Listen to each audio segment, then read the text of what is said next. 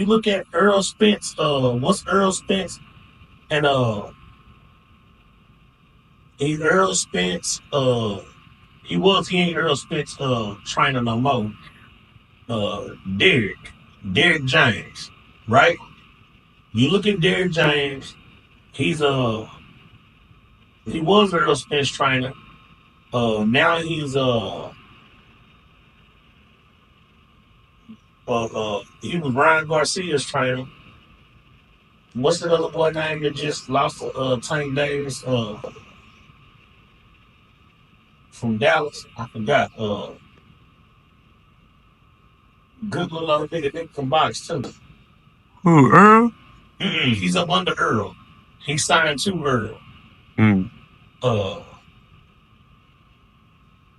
I forgot his name. But I think them niggas from the city. I think they're from Dallas. But if you look at Derek James' old boxing record, right? Derek James was okay. He was okay. Compared to what he's done for the boxers that he's trained, he done took them way further than his career ever did. Just like Floyd Mayweather singing. Floyd Mayweather Jr. made 3 times, 4 times, 5 times, 10 times the money. 20 times the money than Floyd Mayweather singers ever seen. Right. Floyd Mayweather Sr. has always been a respectable boxer. He has never been a champion. Know that? Floyd Mayweather Sr. has never been a champion of any weight class. He fought Sugar Ray Leonard. He fought some of the greats. You know what I'm saying? But he's never been a champion of any weight class. So, what you learning from somebody, the person that you learning from don't gotta be the best. They just gotta have experience of what you doing already. Like, it's so many trainers like that. You get what I'm saying? The better boxer was Floyd Mayweather Jr.'s uncle. His uncle was the better boxer. What was his name? His father was Roger. Roger Mayweather? Yeah, Roger. You know Roger? Yeah. Yeah, Roger. So Roger had like belts in like 2 weight classes. You know what I'm saying? But Singer didn't have no belts in no weight class. Floyd Mayweather Singer didn't have no belts in no weight classes. But he fought like Sugar Ray Leonard, Pernell Sweetie Whitaker. He fought some of the greats. Oh, so I was just say he done fought some of the greats. Yeah, he done fought some of the greats, but he did not have no belt, bro. He won no belt. Now, when I say he was a good fighter, he was a good fighter, but he did not win no belts. You know what I'm saying? So, with him training his son, how did he train his son to become one of the greatest fighters in the world? Him and his brother trained his son to become one of the greatest fighters in the world. You get what I'm saying? Just like Derek James got Earl Spence to where Earl Spence was at. You know, a unified champion, you know, not undisputed, unified. I mean, you know, he had 3 belts. You know what I'm saying? A unified champion, which back in the 80s and early 90s, he would have been undisputed. Right. He had 3 belts, because that's before it was the 4-belt era. So he had 3 belts, he'd been undisputed. Like, you go back and look at Mike Tyson, he was undisputed, but he had 3 belts. So Earl Spence would have been undisputed if this was the 90s or the 80s, because he had 3 belts. He'd have been undisputed champion, but he had to go through Terrence Crawford to get the WBO belt. You know what I'm saying? And I think the WBO, the last one that just got sanctioned, that got recognized. So, or is it the IBL? I think it's the IBL. But I'm saying like this. The people that's training you or showing you how to do something, they don't have to be the best. They just have to already have experience in what role and what you're doing. And they can show you, they can navigate you through their mistakes that they made. Right. And get you there. You know what I'm saying? It don't always mean that you have to be up under a champion to be a champion. That's not necessarily that. You got a dog that's a good dog.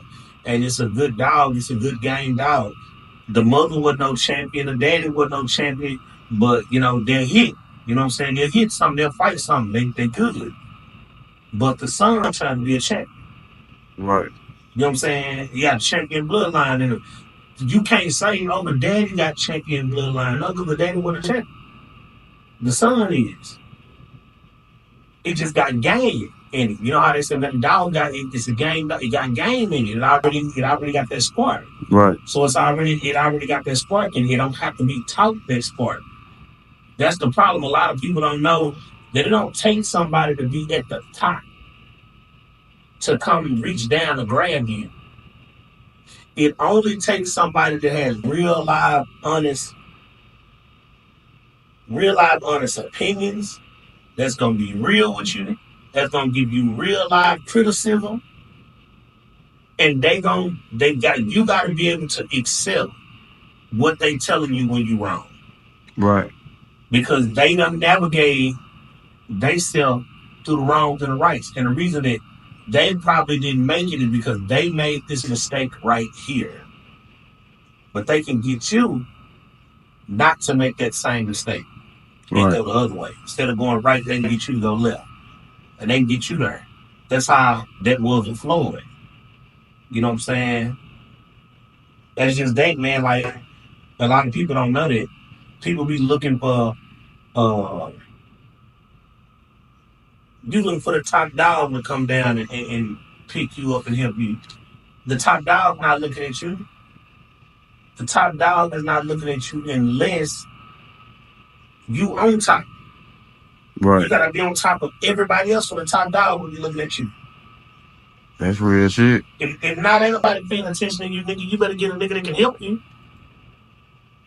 I ain't say go get a bum now. I say go get a nigga that can help you. Right. They gotta be done went somewhere else or themselves. They gotta be done had some type of status or some type of something. You know what I'm saying? In every neighborhood it's one. Look at DJ Deuce. What DJ Deuce do? Him and his partner was the first ones put yellow bees there. I mean, go back and look at it. This how when niggas be tripping talking about that boy from Oak Cliff. I ain't never known DJ Deuce to really fool with a lot of people. You know what I'm saying? If they wasn't from Oak Cliff. Right. DJ Deuce has always kind of been Oak Cliff center. And I respect him for that. He's always been Oak Cliff center. So if the boy wasn't from the cliff or the man wasn't in the cliff, he wouldn't have ran into Deuce. Right. Because Deuce has done so many tapes with like Gator Man, Quint Fox, the whole Holly Hills thing. Everybody from Holly Hills, everybody from this side of Oak Cliff, everybody done something with Deuce that's from the cliff. Right. So how did he just all of a sudden find him when he just popped up out of nowhere? Man, that nigga was running around with them other little niggas in Oak Cliff. You know what I'm saying? He was running around with them other little niggas in Oak Cliff. That's how he ran into Deuce. Yeah, my little cousin used to be with him. Yeah, that's how he ran into Deuce. It be like that, man. And Deuce just kind of showed the nigga how to get there, guided the nigga how to get there. Shoot, man, Deuce had a couple of little niggas up under him. What's the nigga name? Young Black. Mm-hmm. It was him and Paper Chasers. I was just gonna say the Frankie Boys, but yeah, Paper Chasers. Frankie Boy. Yeah, Paper Chasers. They had the little Frankie song, and they had the other song called Lock Up. I actually like the Lock Up song more. I didn't like that dancing Frankie shit. What year was this? Oh man.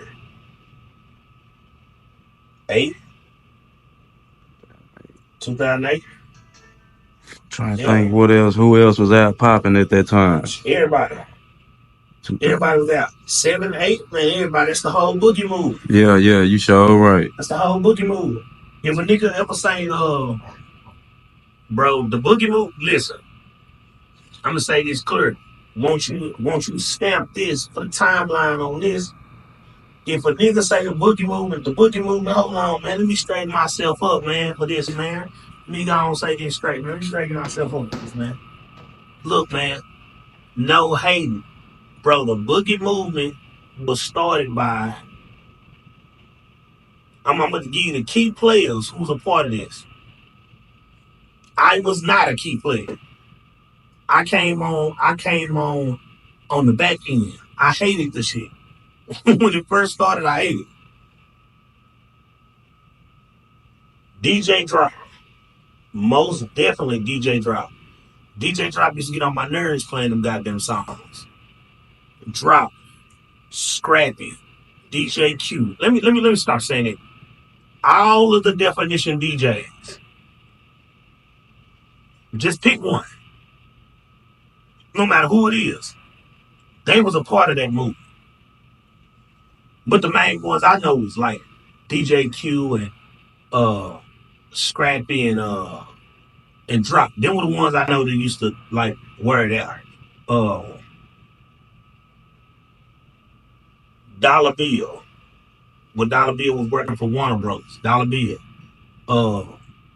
Skip Cheatham, because Skip Cheatham put all them niggas shit on the radio. He was playing all that Dallas boogie movement on music on the radio. Salute Skip Cheatham. Yeah.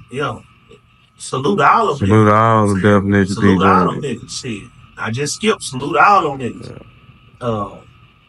Let's see. Cap at the Bone. Cap was putting all them niggas songs on the mixtapes. You know what I'm saying? Bum Banging, Big T. You don't know where the bum was at in Big T. I don't know where you been. George Lopez. A lot of them was on his mixtapes. You know what I'm saying? A lot of them was on his mixtapes.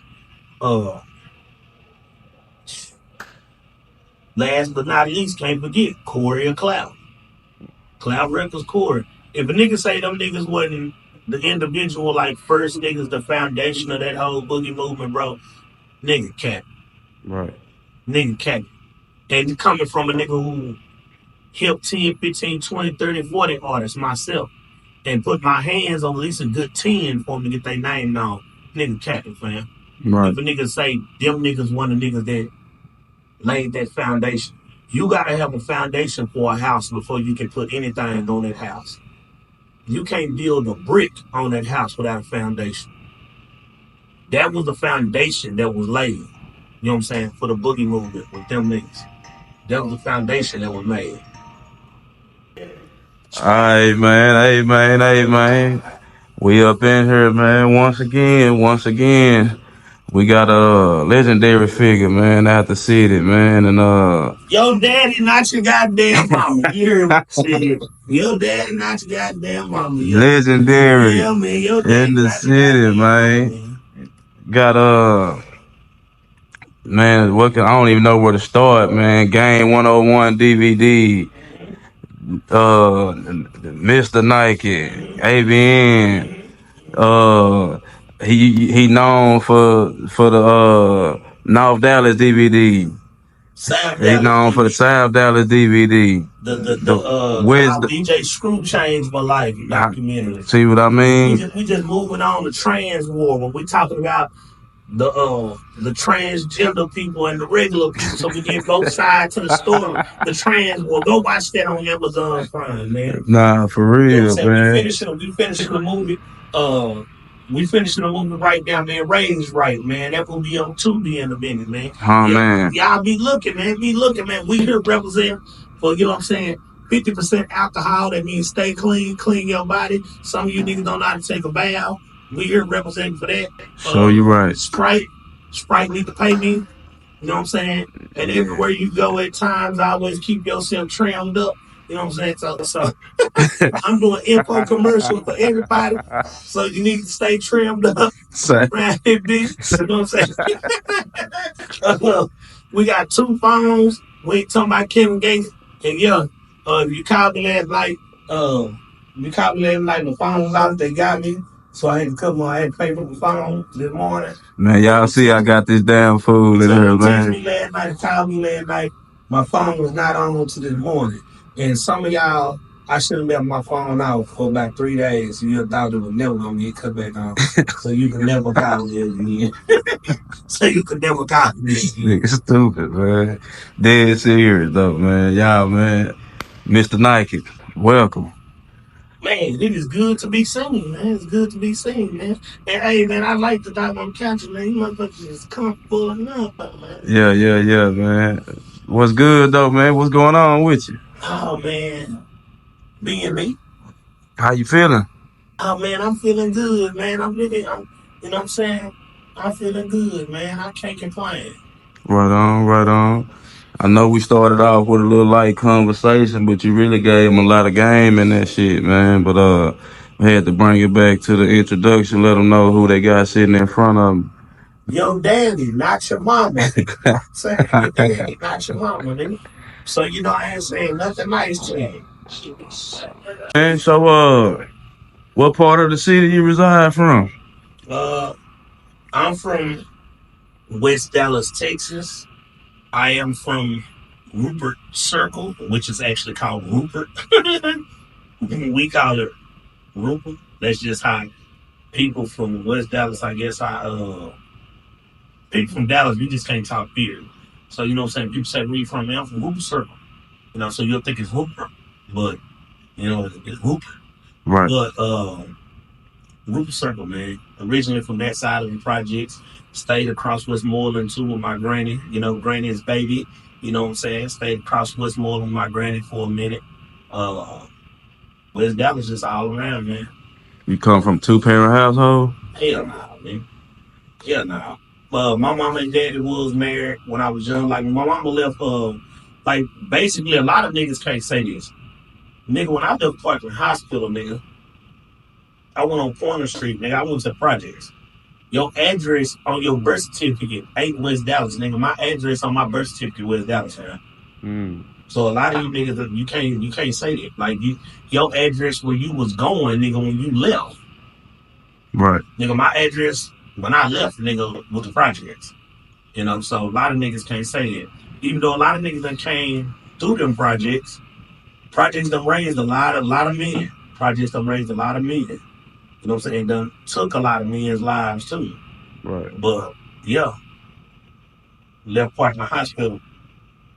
Project baby, like Kodak Black say. So, what was life growing up like in West Dallas?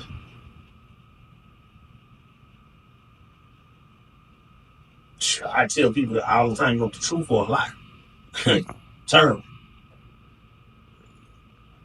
Damn. Terrible. When I got older, I knew that it was bad. Right. When I was younger, I didn't see it as being bad. When I got older, it was bad. I knew it was bad. Drug addicts everywhere. And drugs everywhere. Shoot, man. The average projects, drugs everywhere, killing everywhere, violence everywhere, dysfunctional people everywhere, but a lot of love. That's one thing I can always say about the projects is a lot of love, bro. A lot of love. West Dallas, we just always loved each other. We from a different side of Dallas, man. You gotta understand when you look at Pleasant Grove is linked to Oak Cliff. You go across the bridge. Oak Cliff is linked to South Dallas. Go across the bridge. Everything is linked to each other. But West Dallas, you damn near gotta come way on the other side of town. You know what I'm saying? You gotta literally damn near, it's completely like off to itself. Island. You know what I'm saying? Yeah, it's an island. Most definitely. It's completely like we off to ourselves. That's why when you ask people, do they go to the West? Nobody goes to the West. Nobody keeps it in the West. It was never allowed. Like, you know, it was never allowed. You just couldn't come out there and kick it. Right. You know, you just couldn't come out there and kick it and come out there and just hang out. No, it wasn't happening. You probably could with somebody else, but you couldn't do it over there. You talking about like back in Bucket of Blood days? Yeah, Bucket of Blood. That shit, after the Bucket of Blood. Yeah. You still couldn't just come to West Dallas. You still can't do that just now. Right. Just come pull up in the West and open shop or just start kicking it. Nah, nigga, you better stay there. Or know somebody. You better stay there. Trying to do too much, they gonna find you somewhere around there. Or at least know somebody in the area. Yeah, if they find it out.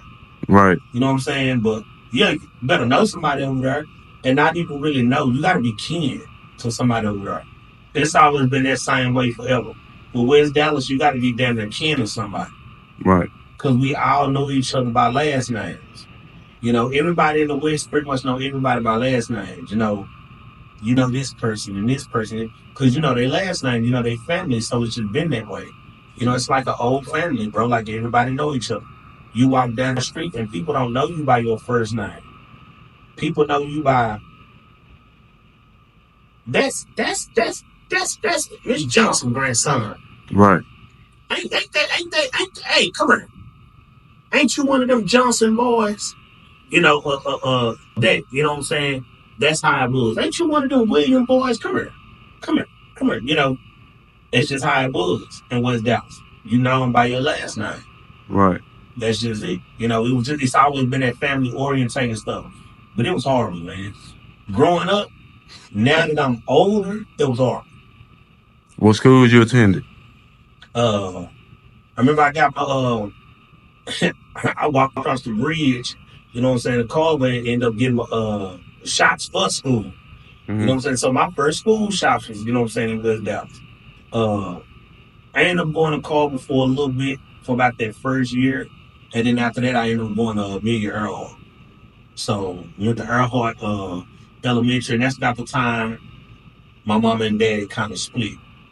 Right. You know what I'm saying? So that's about the time my mom and daddy split.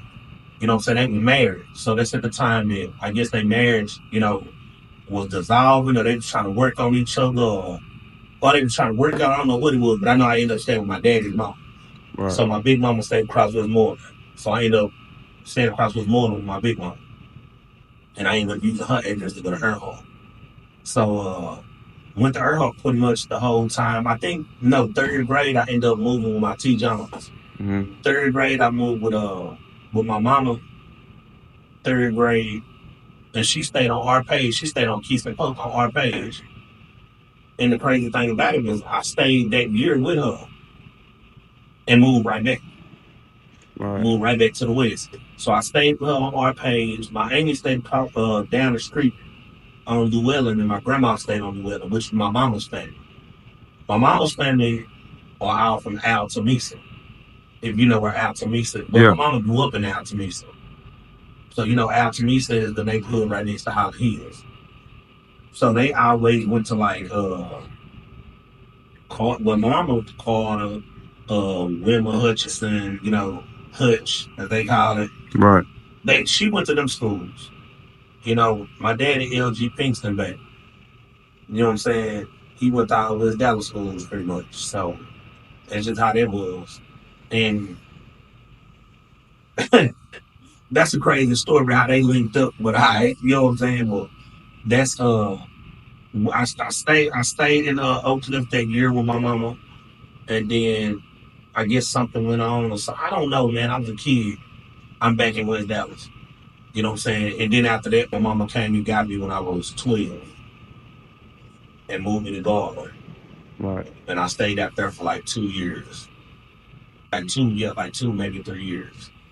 And then after that, she just about the time my pops done died.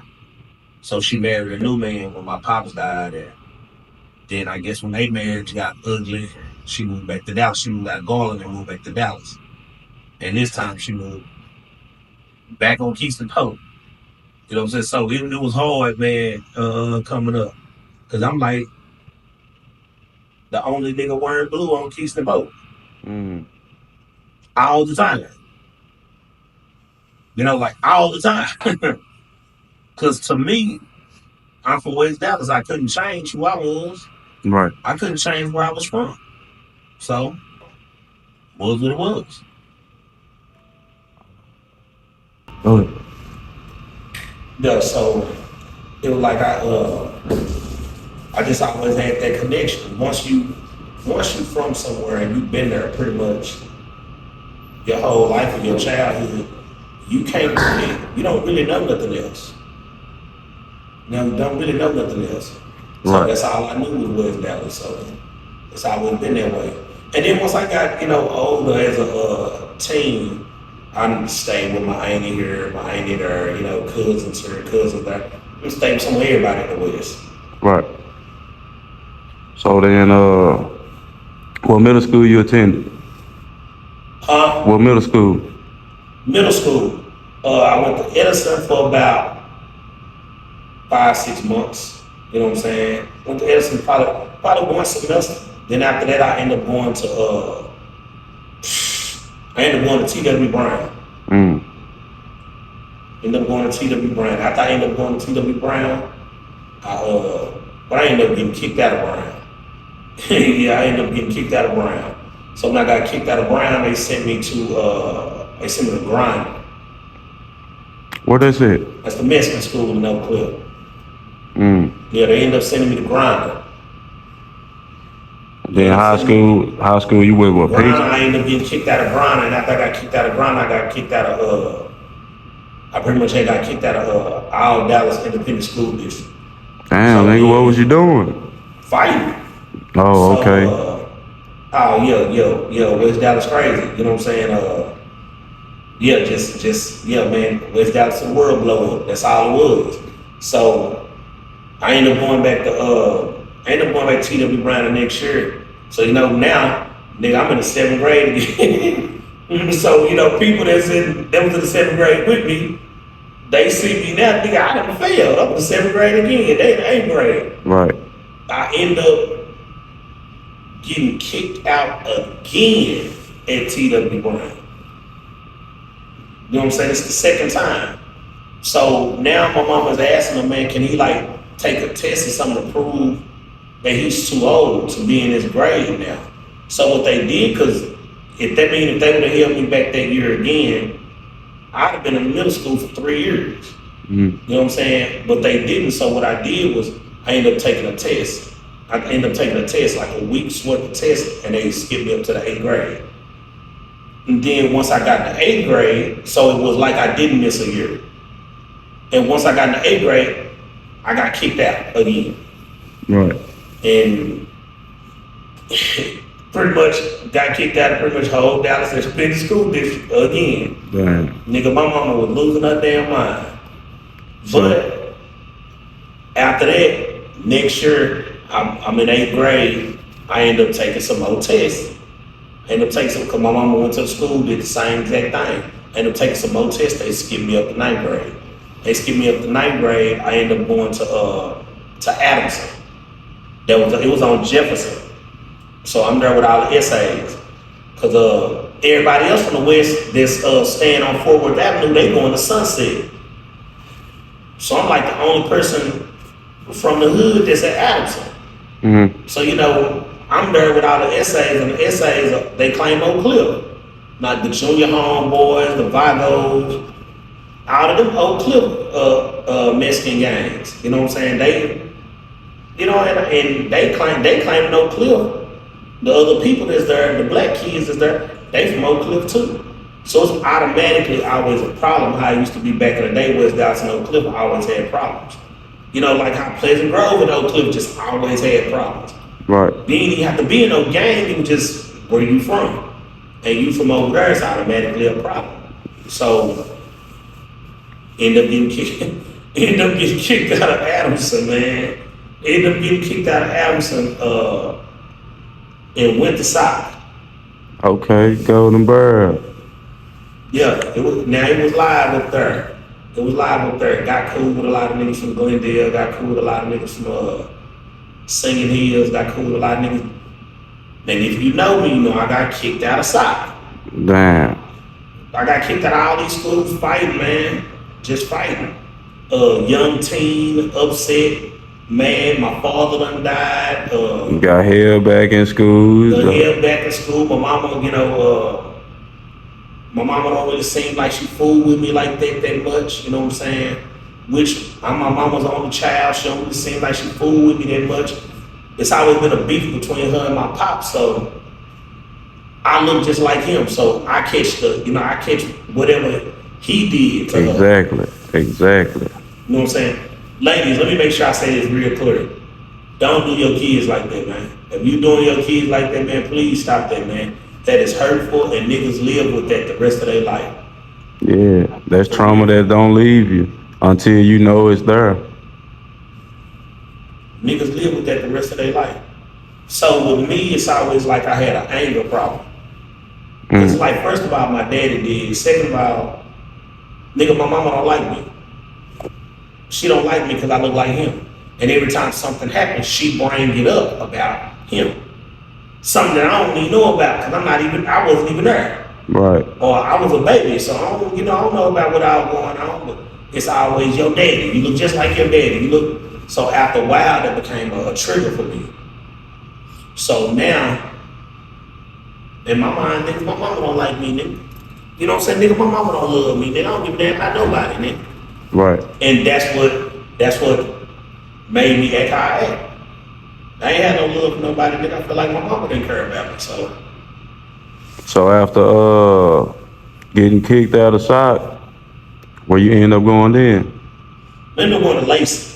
Oh, you went to Lacey, huh? Yeah, I ended up going to Lacey. Lacey. Yeah, I ended up going to Lacey. And after my time was up at Lacey, they let me back in the SOC. And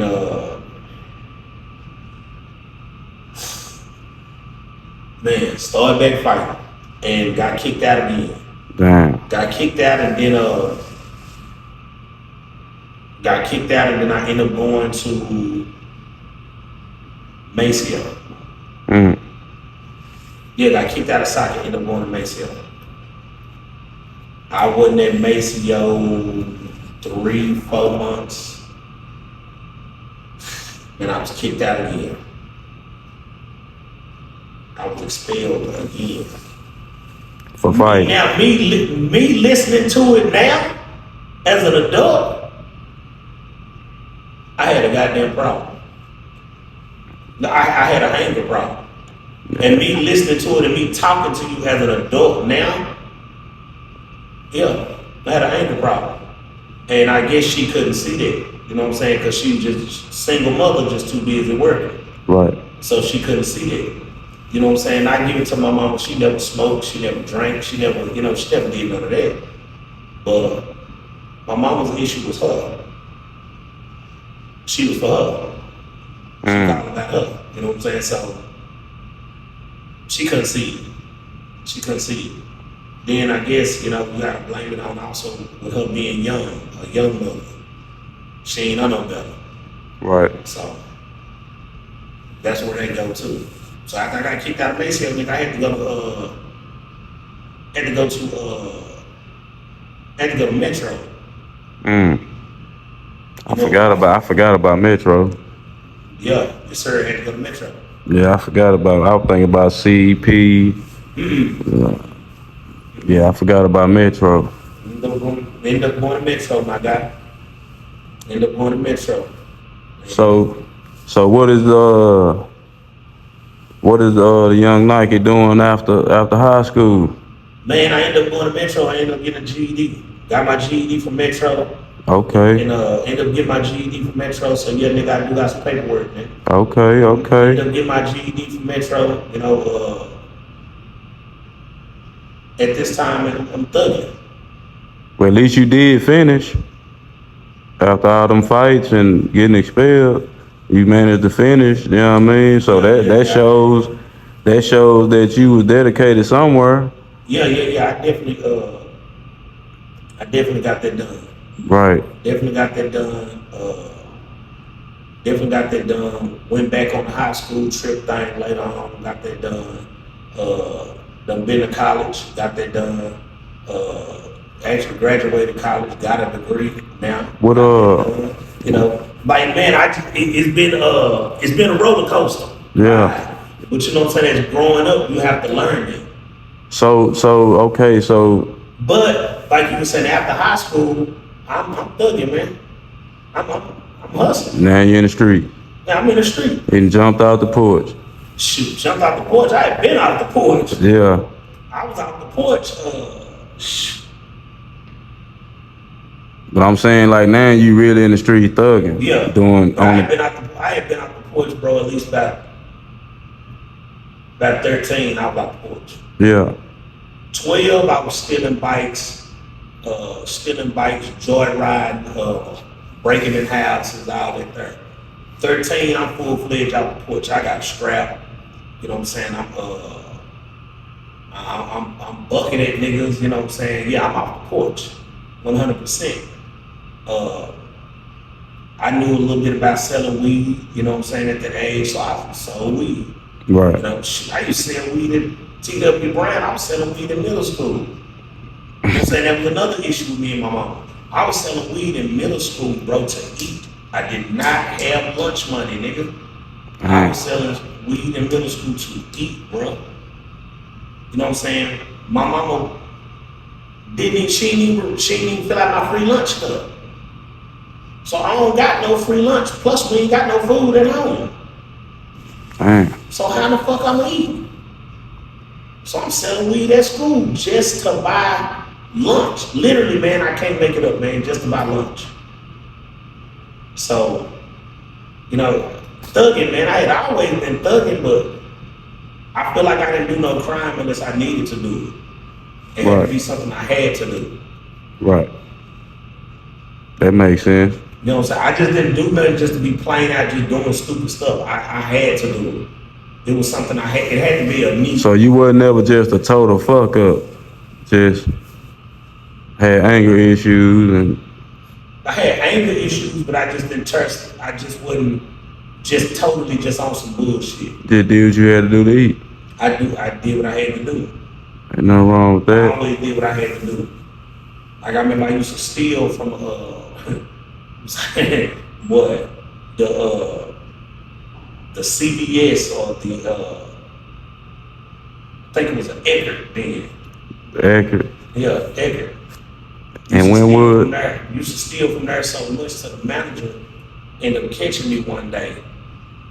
And he said, I've been seeing you on camera, man. You've been stealing from my store, man, you know, for about a year now, man. You've been stealing from my store a lot, all the time. Why you don't pay for your stuff? I tell him, I say, shit, I ain't got no money. And he said, well, why you still coming here to steal? I said, shoot, I ain't got no food at home. The dude like, you ain't got no food? I'm like, yeah. Man, where your mama and daddy at? My daddy dead. My mama's at work. So who feeds you? Shit, nigga, nobody. right. And like I told him, man, he could, you know, send one of your employees to my house. You know, walk to my house with me and see what my refrigerator look like. He sent one of the young because it was contingent on that or either me going to jail. Man, he sent the employee with me, one of the young boys, to walk with me to my house. My house was like 3 blocks away from there, if that. He gave him a lunch break, told him to walk with me. He walked with me, walked to my house, man. There wasn't no food in the icebox. Wasn't no canned goods or nothing in the cabinet. I don't know where my mama mind was at, bro. But man, I don't know where her mind was at, but it definitely wasn't at that house. You know what I'm saying? I don't know if it was because her and her new husband done split or going through a divorce. I don't know where her mind was at, but it wasn't on me. You know what I'm saying? It wasn't at that house. So he looked, seen dude, you could tell dude got a long face, dude got depressed. We walked back, and the manager after that told me, you know, hey, whatever you want, man. You know, he walked to the back with the manager, man. I sat there in the front. Just stand right here, still right there. Right. And after that, the manager came back and the manager was like, man, whatever you need from the store, just get it.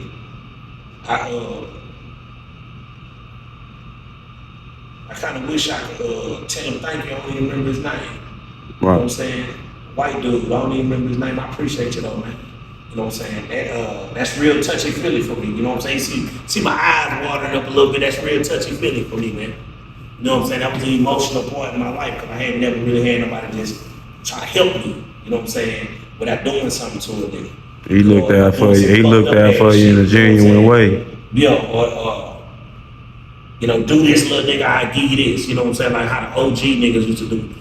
Break in his house and give me the VCR, give me the TV, get that nigga the guns, and we gonna give you this. We gonna give you some weed. We gonna give you some money. You know that bullshit what niggas do to young niggas. You know, so basically using a nigga. You know what I'm saying? Oh man, cuz you know for the hood. You know all that old goofy stuff there, man. That's why you niggas need to be there for your children, man. Right. Because you never know, these niggas gonna mislead your children, man. That movie South Central was not a joke. Nah, for real. That movie South Central, go back, if you haven't seen South Central, go and watch that movie, man. That's not a game. Them old niggas from your neighborhood will use your children, man. Will use your children just for them to get, stripes in the hood. Stripes in the street. That's basically what our generation of fathers did. Yeah, that's what our generation did. Most of them Niggas misled one of the the youngsters. OGs. Misled. We was misled. Yeah, the OGs was misled because most of the OGs were juiced out. Yeah. They had all them new drugs just now coming out. I'm gonna say, with all them new drugs coming out now, that old man, just crazy stuff. They messed up a lot of people. Because remember, the crack was the generation. Crack messed up the 80s, and whack messed up the 90s. Because all the people that wasn't crackheads were whackheads. Like the older niggas, they was on whack now. These niggas real life whackheads, niggas smoking and bombing fluid. You know what I'm saying? What Denzel say? You wanna get wet? But nigga, I ain't know you like to get wet though. I ain't know you like to get I ain't know you like to get suited, but nigga, you know what I'm saying? Yeah, what that boy told him on train today, that's for real, man. So we really came up on if it wasn't no crackhead, it was a whackhead. Yeah. Daddy's on crack, uncles and big cousins on whack. And if they wasn't on whack, they were powder heads. Yeah. It was only just a few of them that actually just smoked weed, just a thin line of people that just smoked weed. And now we got this pill epidemic, man. Like, man, that shit sad, bro. The pill epidemic so bad, man, that they killing people, man, with the pill so bad, man.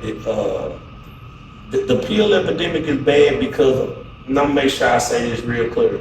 The pill epidemic is bad because of the doctors.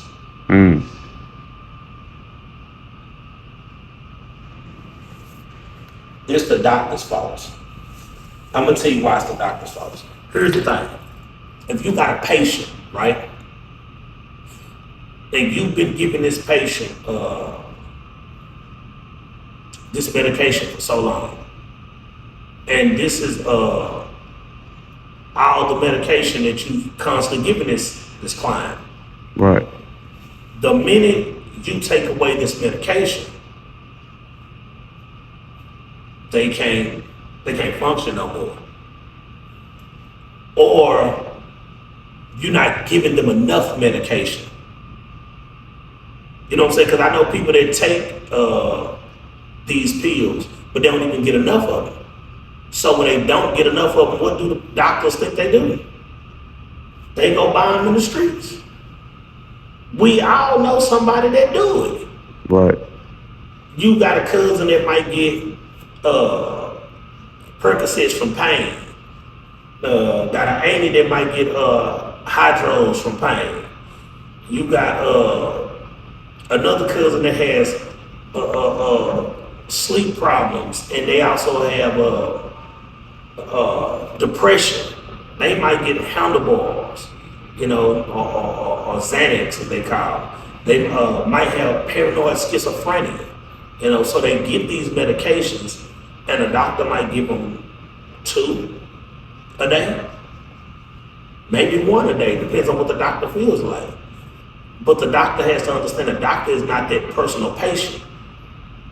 The doctor needs to, you know how you've been to the hospital before, bro, and a doctor try to tell you what's wrong with you. Right.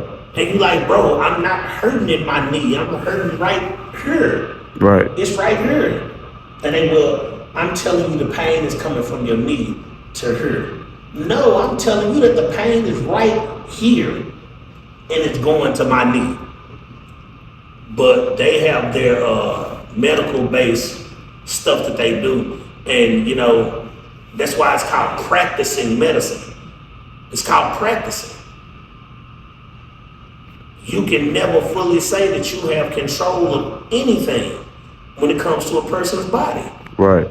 They're practicing medicine. Our bodies ain't the same as theirs, no way. No. Everybody's body type ain't the same. Everybody built ain't the same. everybody tolerance for certain stuff ain't the same. The blood, everything, it go down Different the blood list. types, everything. So you can't give a patient this when you can give another patient that. You're Right. giving another patient, let's say, 1 pill a day for their problem. I might need 2 That patient might need 2. or 3, That patient might need 3. Yeah, that patient might depending need on the 3. level of their condition. Depends on the level they can deal with. It's just like alcohol. Some people can drink a shot or 2 and be drunk. And some person can take 7, 8, 9, 10 shots. Like me, a person that don't drink.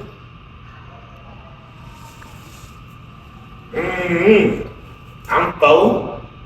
I'm pretty much 3, 4. I'm out the game. Right. But you got somebody that can drink. They can shot it back to back to back to back. Cause I don't like the I don't like the drink. I don't like the mixed stuff. I don't like Crown and Coke or Hennessy and Coke. I don't like that. I'd rather know what I'm drinking. I don't like the mix because the mix make it like it sneak up on you. Yeah. The mix, it kind of sneak up on your dick. You know what I'm saying? I don't need that. Nah, I need mine, so I already know what I got in my system. If I'm, okay, that's what I just took. You know what I'm saying? That's what I just took. Right. I don't need to be waiting for it to kick in. I don't want nothing to wait for it to kick in. I want to know what's in my system now. Type shit. You know how a person been took 4, 5 drinks, had 4, 5 drinks, and then what? They kicking it, dancing, enjoying themselves, and then think about it. An hour later, and I'll hit them at one time, and now they sitting up there. I only had, Need some bread. Look at that. I'm drunk. You got some bread, you got some grabbers. Nah, I want to be able to take my shot now and know what I'm taking. You know what I'm saying? So I'm cool on that. As they say, pick your poison. Nah, for real. But I think that the pill epidemic is bad because of the doctors. The doctors just left it wide open like that. And with the doctors leaving it wide open, they leaving their patients to run out there to the street to go buy. Street pharmacists. Street pharmacists. They ain't giving a damn about who they killing. They just after $1, man, trying to feed their family. And you got the cartels who out here selling it. People that's getting it from the cartels. That's why Trump said what he said, man. Yes, sir. Yes, sir. Yes, sir. But people not looking at it from their perspective. You gotta look at it from that perspective, bro. We got every last one of us from the hood know somebody that done died on a fake pill. Whether you was close to them or from a distance, you knew of somebody that died from a pill. Yes, sir. It don't matter what it is. You know somebody that done died from a pill. Yeah. You can't say you don't know nobody that ain't died from a pill. If you do, you lying. And they really are a plague in our community.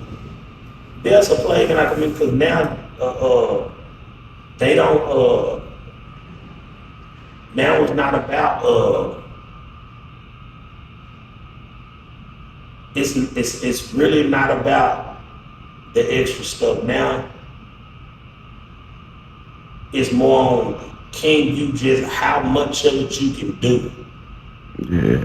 It's not about just to the point where you feel good. Remember, it was just till you feel good.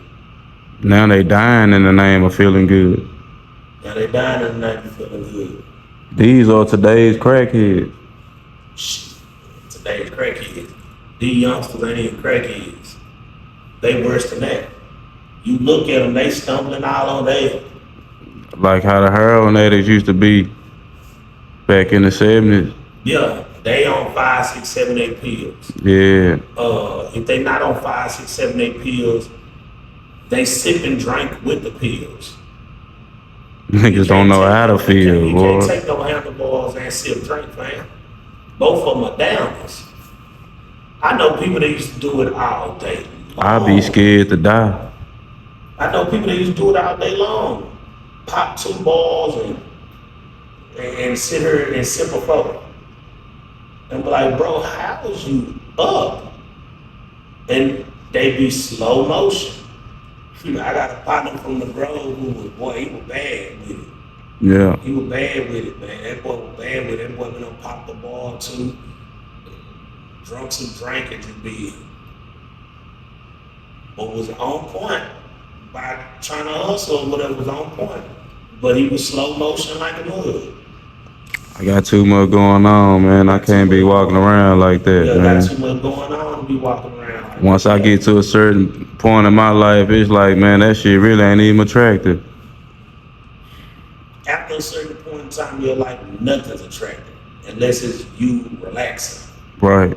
Yeah. With That's at how you know. peace. That's how you know it's peace. You know, again, we are representing, we are promoting the day for alcohol. You know what I'm saying? Make sure you spray your hands. You know what I'm saying? Keep yourself clean. You know what I'm saying? Yeah, when you go to the bathroom, fellas, you know what I'm saying? Let me go on here and give you some game. Man, look, I would just tell you the truth. Me, I've always had a spray bottle. Right. You go to the bathroom, man, get you some spray bottle, man. Like I told you, man, put a little bit of alcohol in there, man, with some water, man. Spray your shit when you get through peeing, man. Cause you asking a chick to go down on you, man. Nobody want no pissy dick, man. Come on, man. Straight up. Like, come on, man. Stop joking, man. Nobody wanna do nothing no pissy dick, man. You know what I'm saying? Excuse my French, man. Nobody want no pissy stuff in their mouth, man. Stop playing. Nah, You for nigga real. nasty, man. Little piss ass nigga. Yeah. Your family never taught you, nigga. Your family, you peeing, nigga. You ain't even done peeing. You shake it once, nigga, and put it in your pants. Nigga, you got pee out. Running down your legs. Yeah, come You know on, what I'm little nasty saying? nigga, man. Yeah, But you want man. somebody to do something to you. Come on, little nasty. Yeah, come on, little nasty. So, And I ain't talking about the nigga from Baba Jordan, 4700. Shout out to Lil Nasty and Big Nasty. I ain't talking about them niggas from Baba Jordan, man, from BJ Mafia, neither, man. You niggas Lil Nasty because you nasty, Lil Nasty ass nigga. that Yeah, nigga I stupid. had to say that, man. Shout out to them niggas, man. So, man, you jump out the porch, you in the streets. What you had with the college for? I went to college on a religious level. Okay. Yeah. It was something totally different. Right. I went to college on a religious thing. I didn't really go to college for nothing else. I wanted to get a higher education and a religious level. I didn't really feel like there was nothing else I really wanted to go to college for. Right. I felt like it was at that point in time I was trying to get closer to God. Okay. Yeah, that's what I went to college for. So that was my goal. You know, that was my goal. You know, I finished. I got my paperwork, and you know that was it. You know, I finished, got my paperwork, got everything done, graduated. You know, there wasn't really nothing else, man. After that, I think at that point in time in my life, I was looking for something. And I couldn't find it in the street no more. So at what point did you start delving into the music? The music was way earlier in life. The music, like I was always a music head. You know what I'm saying? Being a project kid, that was my way out of the projects. Right. A project kid, my way out of the projects was music, bro. I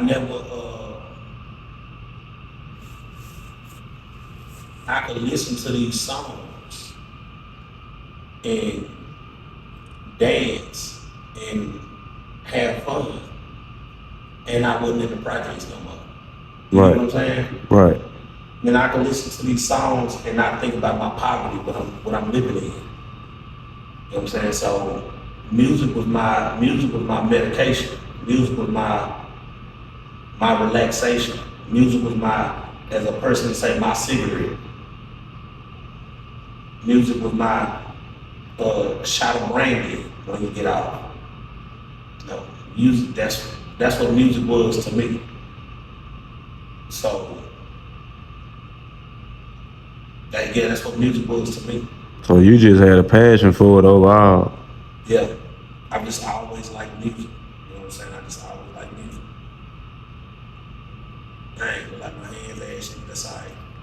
So when you got into the music, when you started out making beats, what you was rapping? I started out rapping. I started out rapping. I started out rapping by myself. Okay.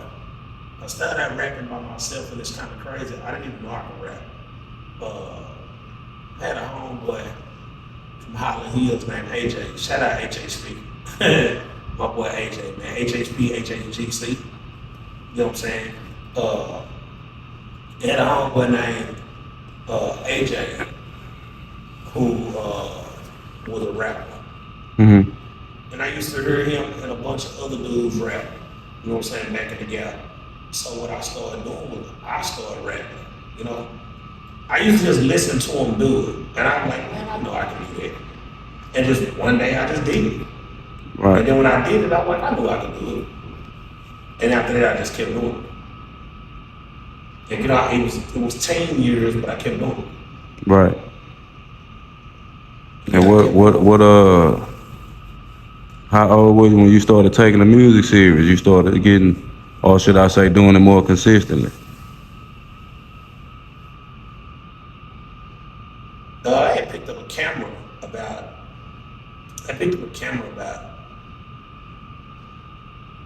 1920. Okay. But I ain't taking that serious.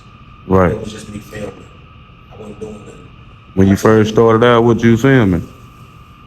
Rappers, interviews, running up on people outside the clubs. Type shit. You know what I'm saying? You know, just you're not for real type shit. Just running up on people outside the club, you know, looking like paparazzi. Yo, walking up on your kid, boom! Mr. Nike, game 1-on-1, man, what's going on? You know what I'm saying? And most of the time, I ain't even get to announce who I was, and boom, game 1-on-1, man, we out here. Like, we out here in H-Town, man, what's going on? Yeah. You know what I'm saying? Just, boom, Mr. Nike, man, we out here, man. If I didn't catch him with the Mr. Nike, I'm just, camera your face. Right. What you gotta say? And, oh man, I got a show tonight. You know what I'm saying? That's it. And they speak, say their name, what song they got. I might ask a few questions, and that's that. You know what I'm saying? So I started out running up on people like paparazzi at first. Right. Then after a while, people got to know my name, got to know my face. So I kind of bagged up a little bit from that and started wanting to rap. And when I started wanting to rap, it was like 20, 21. I started kind of calling myself really wanting to rap. Right. Like 2021. Yeah, about 2021, because the rest of the time I didn't care. I ain't care. I was always hustling. So I ain't care. Rap was never the money for me. The money for me was the street. I ain't care about no rapping. I cared about the money, man. Right. That's why it's hard for me to ever been, till I got older, it was hard for me to ever take a chick serious. I didn't want no chick, man. I wanted the money, man. You know what I'm saying? Like, what Future say, man, represent. Gotta represent. Chase a chick. Never chase a big. You know, like, that's it. I want the money.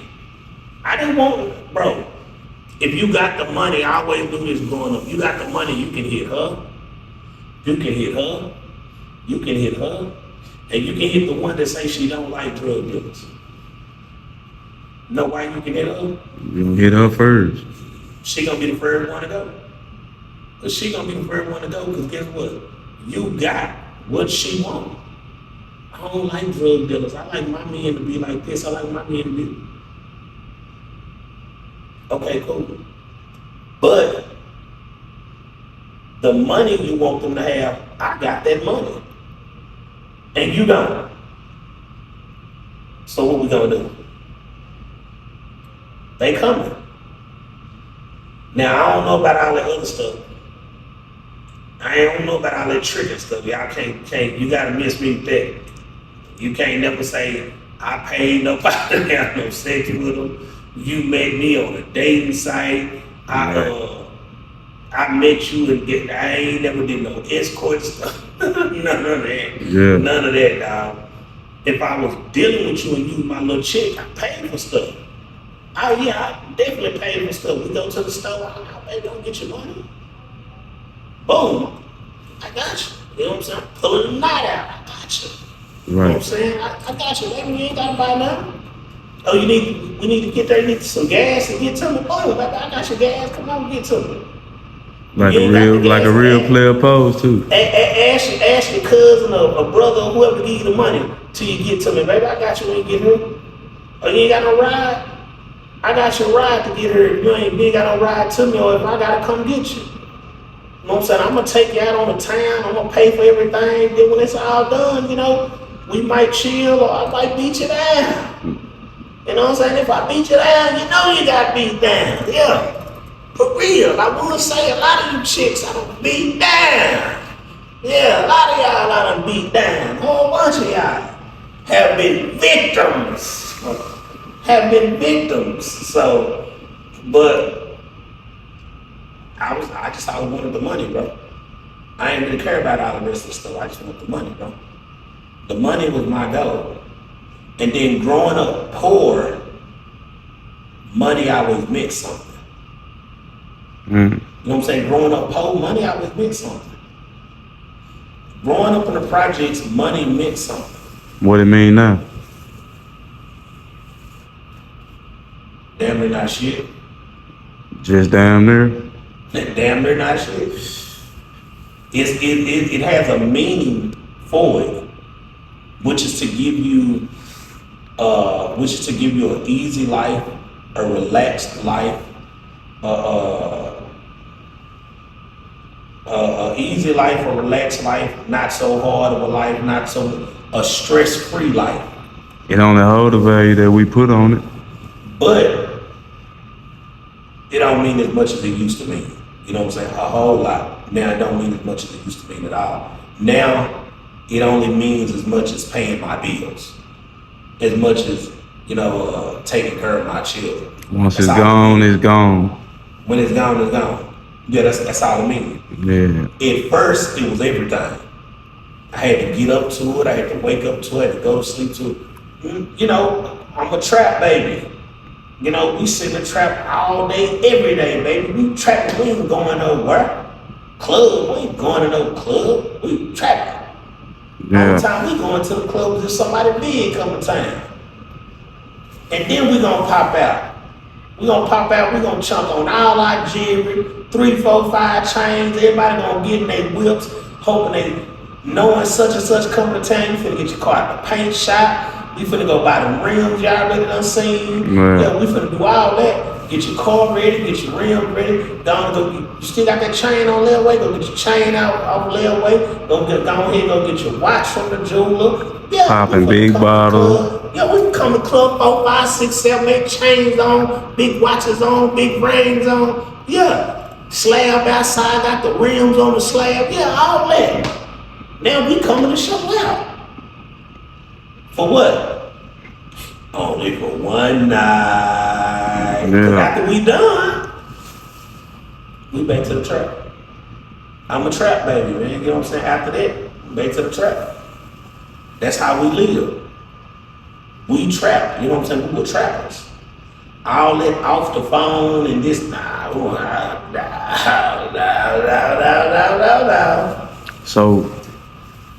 So running back to the music. So what you started doing shows? You started performing around locally? I started performing around the city, man. I started performing around the city,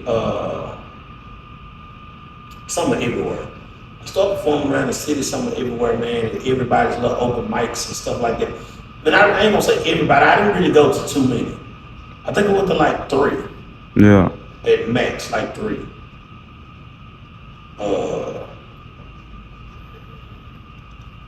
I think I went to like 3 at max.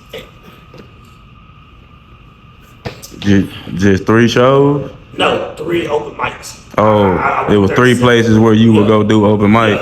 Yeah. Several times I went there several times, but only like 3. Most of the time I wouldn't do none of that. Right. Cause I felt like it was a waste of time. It was a waste of time for me. You know what I'm saying? It was a waste of time for me. For somebody else, it probably was good for them, but for me, it was a waste of time.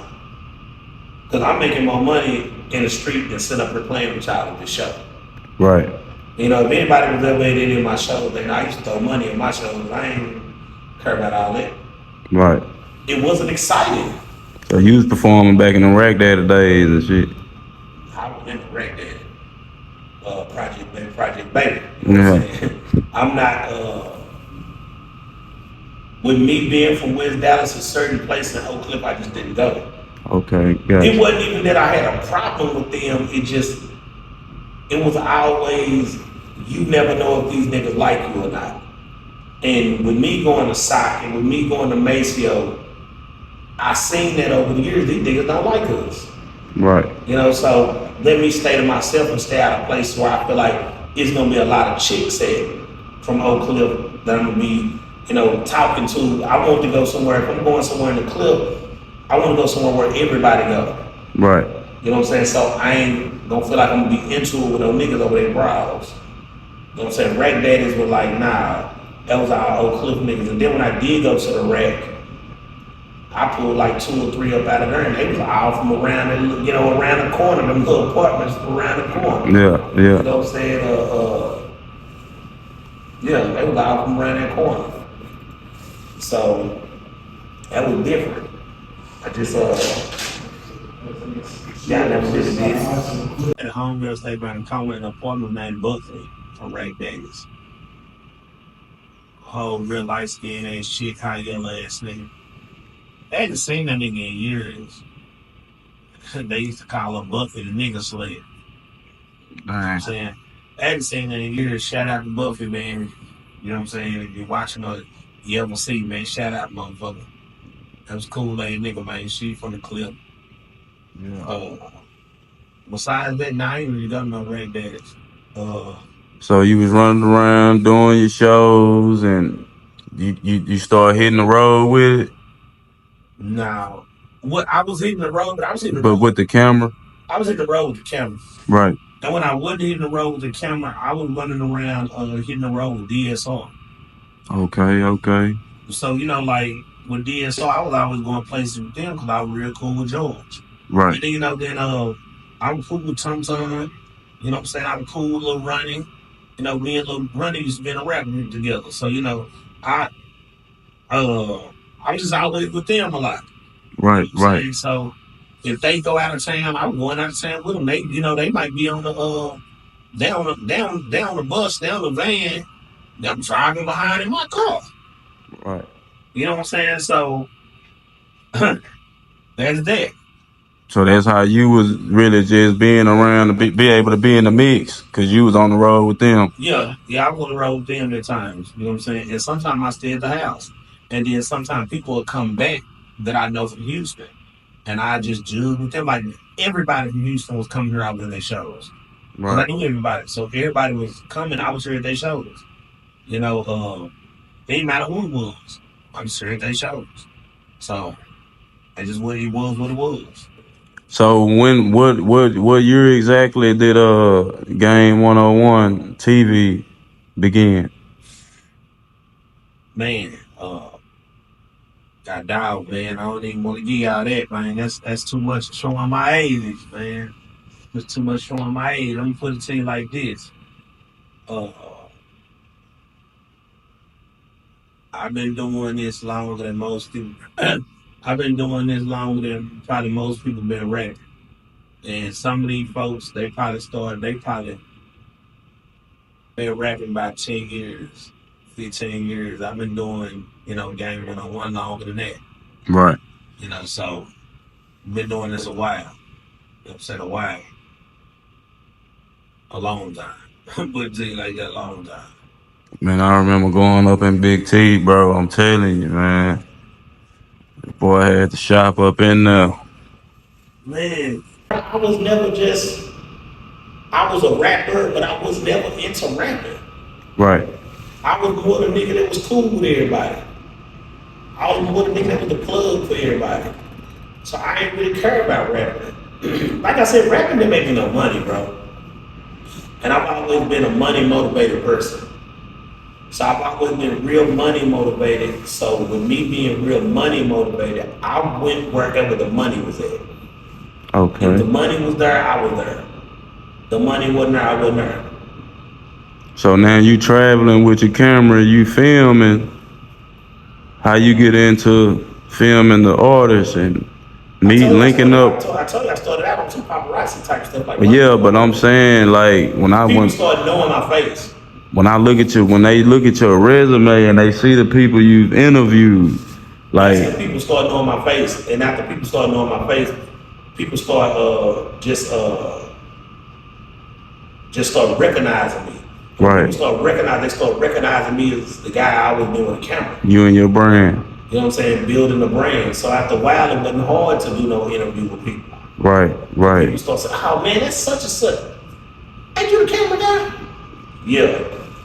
Man, I didn't know you could rap, man. I seen you at the show, man. Such. You opened up for me. For real? Yeah, Wichita Falls. I don't know, bro. I was just there filming. Nah, you was there rapping too. You know what I'm saying? And that type of stuff becomes a conversation. right, You know what I'm right, saying? So with people, it's a lot of stuff stick with people. A lot of stuff stick with people, so people remember you from a lot of stuff. Uh, Going on the road with the camera, like I said, started out on some paparazzi type stuff, but then that was the people I didn't know. Other people, I was plugged in through other people to meet other people.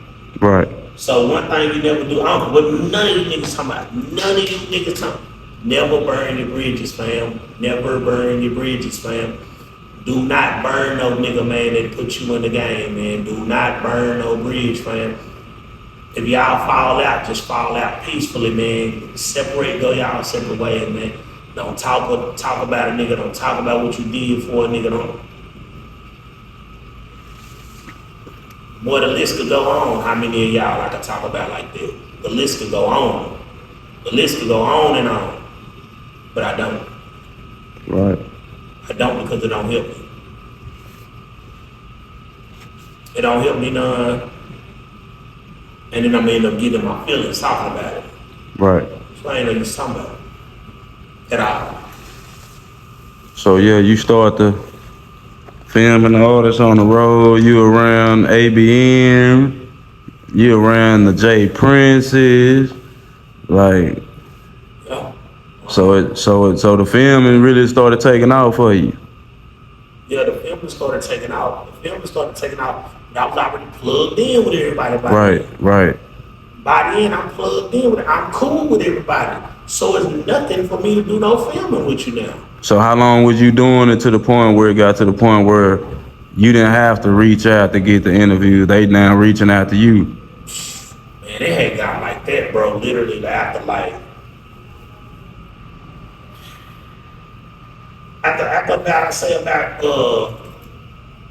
I'm say about 2 years consistently, me constantly doing stuff. People constantly seeing me. Now people want me to do stuff. You know, and a person might understand. We talking about this way before the big social media wave like it is today. So they have to literally see you. They have to literally see you there. You know what I'm saying? So somebody can be having a show and then you on the other side of town. You don't see all that. They need to see you personally there, right there. Right. You know what I'm saying? That's the difference. Yeah. When people start seeing you there, steady seeing you around, then after a while, people start asking me to do stuff for them. Right. Hey man, can you actually do some filming for me tomorrow? What you doing? I got a video shoot tomorrow. I want some B-roll. Okay, bet. I got your B-roll for you. And that's how it happens. That's how it happens. Man, I got so much B-roll and so many people's video shoots and footage and man from 2 Chainz to Nicki Minaj to Gucci Man, Rick Ross, Plies, Nick Cannon, Shorty Low, there's so many people. You know, just B-roll of their videos or just being there filming. You know, so I'm being a second cameraman, a third cameraman, Right. being there filming, you know, so Blood Raw, Young Jeezy, just always being there, bro. Right. Always being there. So with me always being around, people always knew my face. And people knew my face, and that's how me and a lot of people stayed, in contact. Right. Because a lot of people just knew my face.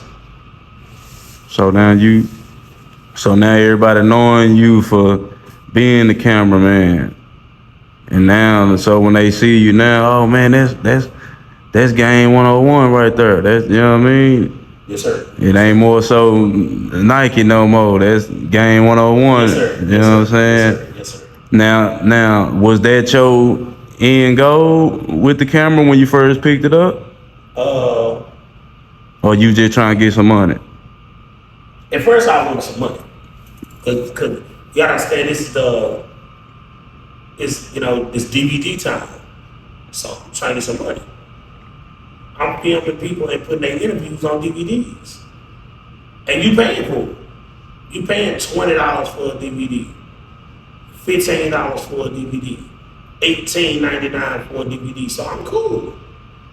This is what I'm doing. Right. I want that. That's what I want. I want the money. Like I said, I've always been money motivated. If it wasn't about the money, bro, I ain't even care about it, bro. It's just like how some dudes are real chick motivated. They only do stuff because they want to be around chicks. They only play football because they want to get the girls. Right. A lot of you niggas become barbers just so you can get the baby mamas. And cut the baby mamas hair. You niggas is barbs. A lot of you niggas become, what is it? Substitute teachers. Substitute teachers. Not even the biggest one. A lot of you niggas become coaches. Little league coaches. Nigga, you was never good at sports. Never. That's the lamest shit in the world. Never. But you become a little league coach so you get some on the side. Cause you put a nephew in the game. You put a son in the game. He got his first 5 yards, 10 yards. Yeah, come on, man. He got his first basketball goal, man, because you put him in the game. Come on, man. Get out and get in this one. You niggas is boys, man. You niggas boys, man. Y'all some suckers, man. I mean, y'all lame as hell, man. Lame, big lame. That's your only way to get in chicks. So that's what you did. I was money motivated. I never cared about getting in women like that. Because I got the money. Right. When I pull up, you don't see my car. Yo, when I pull up, you don't see my rims. When I jump out, you don't see my jewels. Yeah. You gonna come talk to me, baby. I ain't gotta talk to you. You don't see I'm a winner. Yeah. So with the Hey, yo, niggas a chicken dinner, as they used to say. Yeah. I remember my uncle used to say that. I'm a winner. I ain't a chicken dinner. Nah, for real. So with the filming, game 101 DVDs. Man, game 101 DVD. So did you touch majority of H-Town like how you did Dallas? Man, I touched all H-Town. All of them. All H-Town. Like, who you ain't got no interview with? I was just finna say, cause I done seen everybody on. Lil Kiki, Big Hawk, Yeah. Screw, Zero, Trey, Flip, Mike Jones, Chameleonaire, Hardwall, AD, Bun B. Dustin Roy, Blindside, Al Bowden,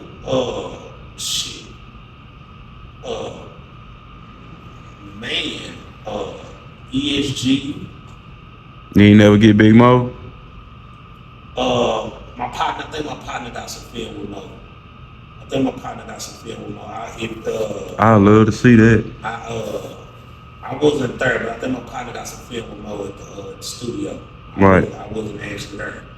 But, you know what I'm saying? R.I.P. to Big Mo, too. Rest in peace, Big Mo, man. Rest in peace to all the SUC fallen soldiers, man.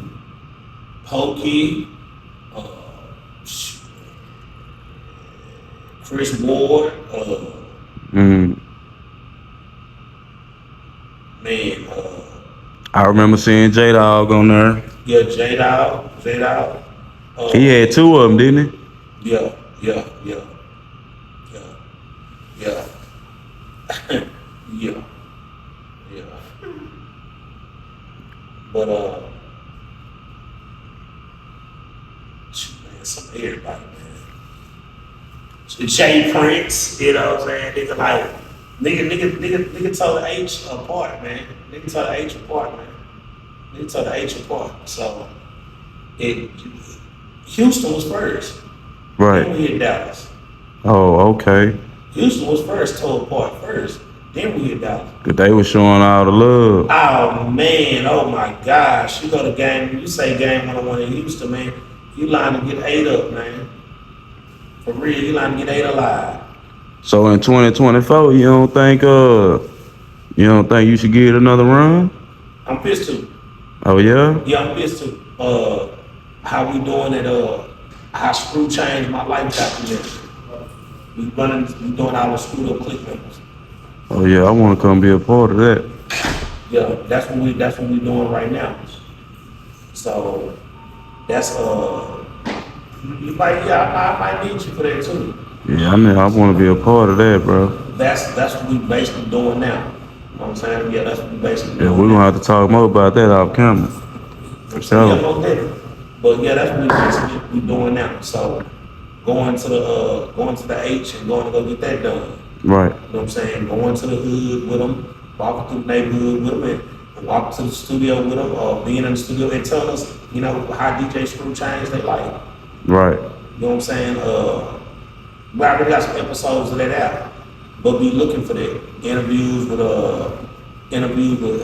Magno from Swisher House, interviews with 50-50 Twin, Young Red. Free the other twin. Yeah, free the other twin. Damn, yeah, man. Definitely free the other twin. Yeah. Young Red, Lil O, Chris Ward. We gotta link up with Mike D. Yeah. We definitely going through, and we not just going through the rap niggas. We going through the niggas that actually knew Screw, that grew up with Screw. His family members, cousins, you know, blood family, all that there. You know, we going all the way to where he originally from. Right. You know, Screw ain't originally from. Nah, it's from a little country town. I forgot what it called. I forgot the name of it. Yeah. But they actually call it Screwster. Yeah. You know what I'm saying? But he's not from Houston. He's not originally from Houston. Yeah. I saw the documentary a few years back. Yeah. He's originally from that little country town. You know, he came up in the H. Yeah. Came up in the H, but you know what I'm saying? That's we going to go fool with them, you know, people from there, family and them, because you know he's actually buried there. He's not even buried in Houston. DJ Screw ain't buried in Houston, he's buried in that little town he's from. You know what I'm saying? So as he should be though. That's where his family from. Right. You know, that's where he originally from. You know, so you know, that's that. That's gonna be a dope documentary, man. Another shoot, that's documentary we're working on, you know, to get everything done now. Let's get everything done now. So, you know, we wrapping all that up, get everything done now. So many people keep telling me I should sue Travis Scott, because Travis Scott actually got something coming out about DJ Screw. But the thing is, we've been filming ours. And you know, Travis Scott got like people on there like Megan Thee Stallion and people that don't know Screw. I was just finna say, but they wasn't even from that era. People don't know Screw, you know what I'm saying? No shots at Megan, but like Megan Thee Stallion and who else is on there? I gotta look and see the commercial of it again. It's like Megan Thee Stallion, I think what's the little dude that had the name I don't think that's gonna overshadow yours, cause yeah, like Kurt Cobain, but they came later. They didn't know Screw, and they came up off Screw music. the people you gonna be talking to know him personally. The people I'm talking to know him personally. Sat down, ate with him. stayed at his house when you locked the gates and you stuck in there. Right. You know what I'm saying? For 2, 3, 4 days till he let your ass out. How long you been working on this so far? Man, I've been working on this probably about 2 years. Mm. And that's the thing about filming. Filming takes time. Filming takes time. When y'all see a commercial for a movie and it say come out in November, but it's February, filming takes time. Filming takes time. Takes a lot of time, a lot of patience, a lot of editing. Editing takes patience. Oh my gosh, editing takes patience. You don't just film a movie and boom, and come out like that. Unless you do a one and gone. And when you do one and gone are very terrible. Because you might catch bloopers, this, that, and you might catch a side of the person they don't want to be seen to the public. And as a cameraman, they gotta be able to trust you with that. You gotta be able to trust you with those intimate moments and that intimate time. Right. So they gotta be able to trust you with that. So you gotta be careful about that too. Yes, sir. All right, so we done talked about your upbringing and where you grew up, the part of the city you from and resided in. We done talked about your businesses. So let me ask you this. What was the most challenging thing you had to face when you first picked up the camera and started filming? What was some of your hardest challenges in the beginning? Nobody knew. Nobody knew. That was a good answer. Nobody knew me. So nobody knew me, man. That was the whole thing. Nobody knew me. So people not knowing you, that's your struggle. Right. You're not what the boy say on the movie, you're not applying yourself, Smokey. People don't know you. Right. People don't know you, so when people don't know you, that means that, you gotta work harder. People got to see you. This is the biggest thing with music. Commercial. Biggest thing with music. Promotion. Biggest thing with music. Being seen. Biggest thing with music. It's not, bruh. It's not about your talent, my nigga. I'm sorry to tell you, the music game is not about your talent. It's about the business. It's about the business, boy. It's not about your talent. Probably 10% of the talent. 10% is talent, 90% is politics. 10% talent, 90% politics. You can never get nowhere without politics. Politics don't work without politics. Right. I'm gonna tell you the crazy thing. If you ever read your Bible, understand that Jesus was killed behind politics. He was killed by the chief priests, the scribes, and the elders. It was behind politics, bro. Because they didn't want him to do what? To take their spots.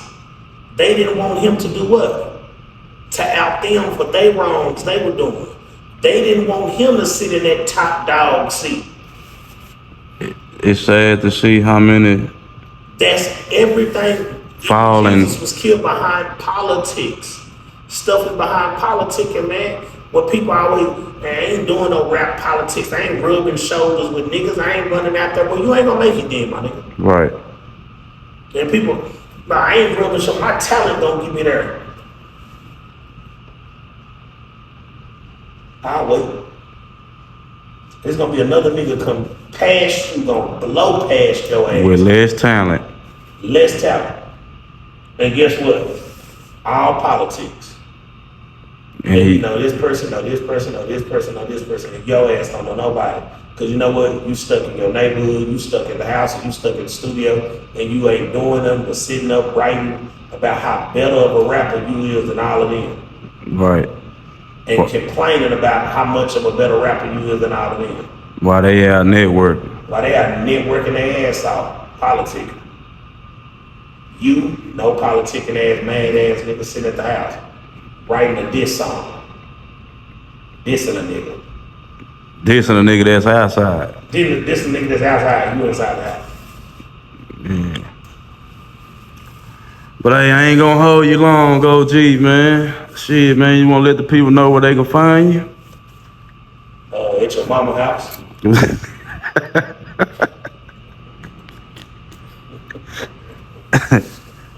What social media they can find you on, man? This thing's crazy. You can find me on the gram. But the easiest way to find me, man, is go watch one of my movies. Go to Amazon Prime. Right. Go watch one of my movies. Go to Tubi, nigga. Go watch one of my movies. The easiest way to find me. Go watch the real North Dallas documentary. The real South Dallas documentary.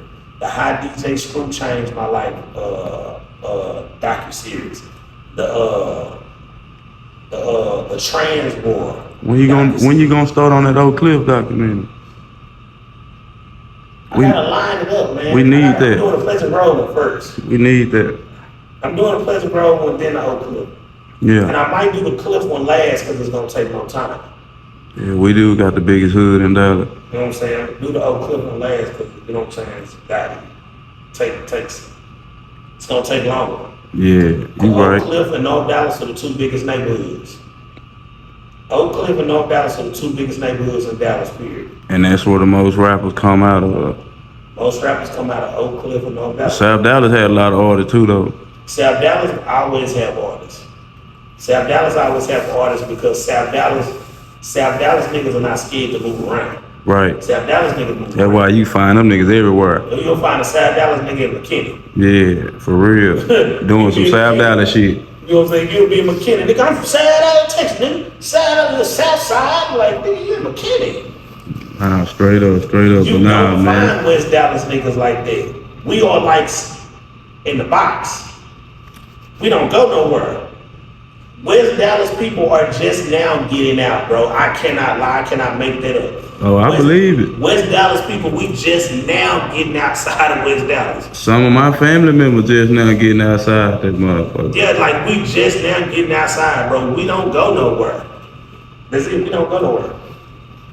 But alright, man, we gon' shit, man. I'm probably gonna have to catch up with you, man, and do a part 2 on this, man, cause it's a lot more to your story, man. We ain't get down through none of your accolades.